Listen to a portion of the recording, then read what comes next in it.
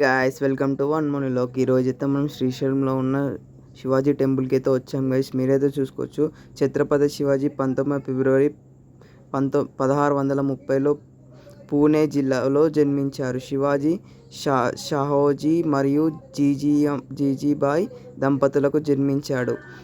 వీరు మహారాష్ట్రలోని వ్యవసాయం చేసుకునే భోస్లే కులానికి చెందినవారు. శివాజీ తండ్రి నిజాషాహిల్ ప్రతినిధిగా ఉంటూ మేఘాల్లో రాజాలను ఎదిరిస్తూ యుద్ధంలో పాల్గొనేవాడు. నిజాం షాహిల్ పైన షాజహాన్ దండయాత్ర చేసినప్పుడు షాహజీ సైనికులు బలోపేతం చేయడంలో కీలక పాత్ర వహించారు. శివాజీ అయితే చాలా గొప్పవాడు. మనకు ఇండియాకి ఫ్రీడమ్ రావడానికి కూడా ఒక ఫైటర్ అయితే శివాజీ అని అయితే మనం తెలుసుకోవచ్చు. శివాజీ అయితే 1930లో జన్మించాడు. శివాజీ పశ్చిమ భారతదేశాన మరాఠీ సమాజానికి నెలకొల్పే మొఘల్ సామ్రాజ్యాన్ని ఎదిరించాడు.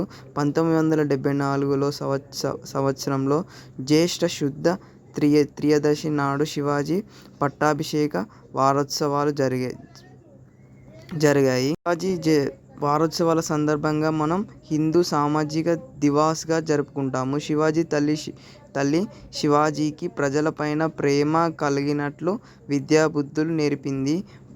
పరమంత సహనం, స్త్రీల పట్ల గౌరవం తన తల్లి వద్ద ఉంది.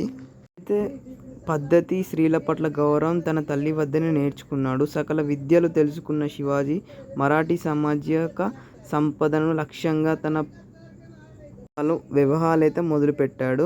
శివాజీ అయితే ఇప్పుడు మనకు స్వాతంత్రం రావడానికి మనం గాంధీజీ అలాగే ఎంతోమంది ఫ్రీడమ్ ఫైటర్స్ ఎలా అయితే కొలుతామో దాంట్లో ఒక శివాజీ కూడా ఒక పాత్రని అయితే మనం తెలుసుకోవచ్చు.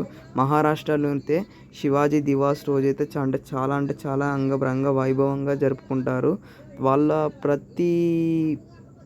ప్రతి ఫెస్టివల్ కంటే శివాజీ జన్మించిన రోజు అంగరంగ వైభవంగా జరుపుకొని శివాజీ విగ్రహాన్ని నిలిపివేసి తనకి మాలలు అలాగే సమర్పిస్తారు. Thank you guys. Don't forget to like and subscribe my channel.